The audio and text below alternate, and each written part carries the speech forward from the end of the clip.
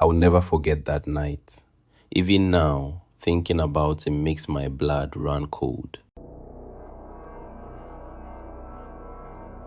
It was past midnight, and I was walking home from my friend's house in Igamu, a small village by the river. The air was thick and heavy. Usually, I could hear frogs croaking or owls hooting, but that night, the world was silent. As I neared the river, I saw her.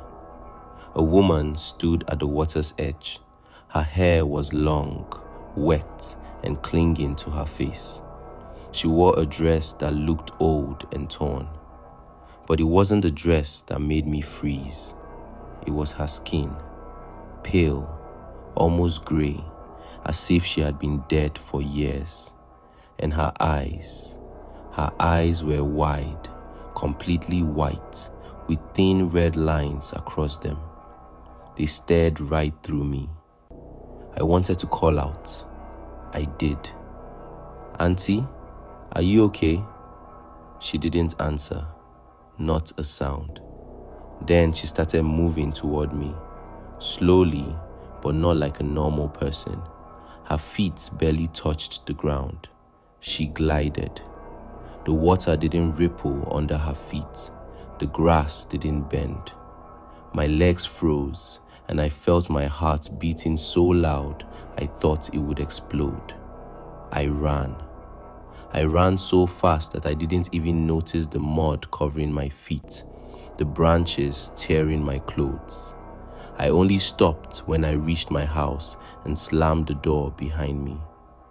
My parents laughed when I told them what I saw, but I could see it in my father's eyes.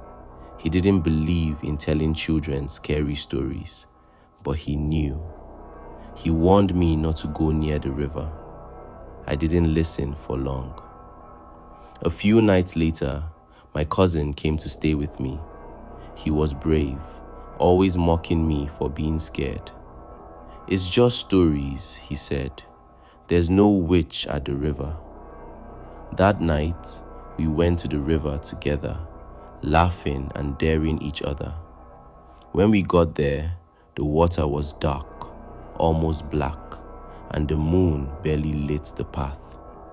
Then we saw her, Mama Iya.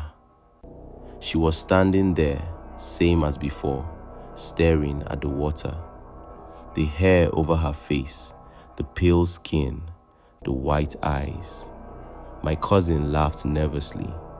"See? Nothing." But then she turned toward us. That was the moment I knew it wasn't a joke. Her face lifted slowly, her mouth opened, and I could hear a whisper, faint but clear. "Come." I grabbed my cousin, but he wouldn't move. His feet felt like they were glued to the ground. I tried to pull him, but he screamed, and before I could react, Mama Iya glided closer. The air around us became icy. My cousin's scream cut off suddenly, and he disappeared. I couldn't see him. I couldn't hear him. Just the river flowing silently. I ran, alone this time. The villagers searched for him the next day. They found his sandals at the riverbank, but no sign of him.